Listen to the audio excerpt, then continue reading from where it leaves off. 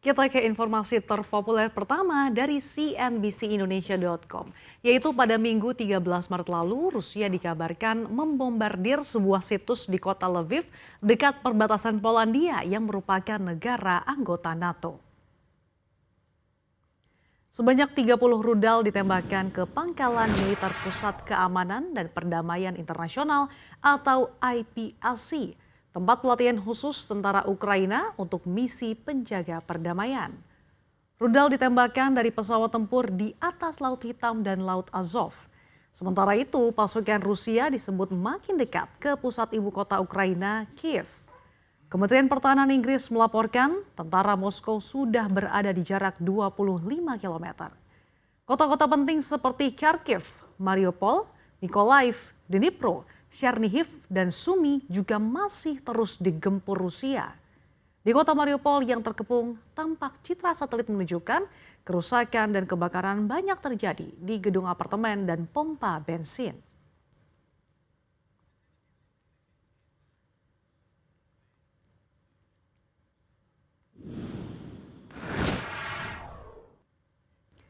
Kita ke informasi berikutnya. Filipina menyatakan kesiapannya untuk membantu Amerika Serikat jika krisis dari serangan Rusia ke Ukraina meluas ke Asia. Pernyataan Filipina ini dikarenakan perjanjian pertahanan yang diteken kedua negara pada 1951 lalu. Perjanjian tersebut mewajibkan Amerika Serikat dan Filipina untuk saling bantu jika terjadi serangan. Hal ini salah satunya dibuktikan dengan bantuan Amerika Serikat baru-baru ini yang diberikan kepada Filipina pasca ketegangannya dengan China di Laut China Selatan. Duta Besar Filipina untuk Amerika Serikat, Jose Manuel Romualdez, mengatakan bahwa serangan Rusia ke Ukraina merupakan yang salah di mata Presiden Rodrigo Duterte. Filipina juga mendukung resolusi Majelis Umum PBB yang menuntut penghentian segera serangan Moskow ke Ukraina. Meski begitu, Romualdez mengatakan Manila belum berpikir untuk menjatuhkan sanksi ke Rusia seperti apa yang dilakukan negara-negara barat pimpinan Amerika Serikat. Sementara itu, situasi di Ukraina diketahui belum menunjukkan tanda-tanda deeskalasi yang tercermin dari hasil pertemuan delegasi masing-masing negara pada 10 Maret lalu yang tidak menghasilkan kesepakatan konkret.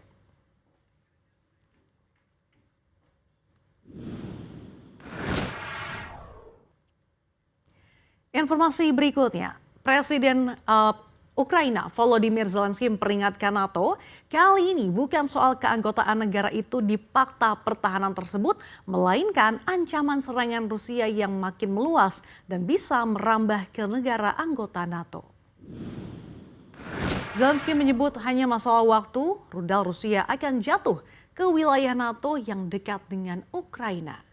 Oleh karena itu, ia meminta NATO menerapkan larangan terbang di atas langit Ukraina agar potensi serangan Rusia akan meluas dan menyerang negara lain. Sebelumnya NATO menolak memberlakukan zona larangan terbang di atas langit Ukraina. NATO khawatir perang akan semakin melebar. Zelensky mengklaim pihaknya sejak tahun lalu bahkan telah membuat peringatan yang jelas kepada para pemimpin NATO apabila tidak ada sanksi tegas terhadap invasi yang dilakukan Rusia ke negaranya. Perang bisa terjadi kapan saja di negara-negara lain.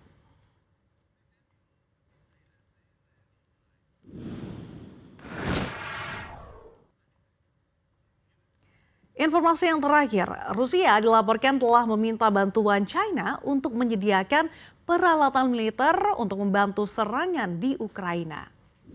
Bukan hanya bantuan senjata, New York Times menulis Rusia juga dikabarkan meminta China untuk membantu ekonomi. Hal ini untuk meredam sanksi yang dikenakan oleh Amerika Serikat dan negara-negara Eropa dan Asia kepada Rusia. Sementara itu, juru bicara Kedutaan Besar China di Washington, Liu Pengyu, membantah pemberitaan ini. Ia mengaku belum pernah mendengar hal tersebut.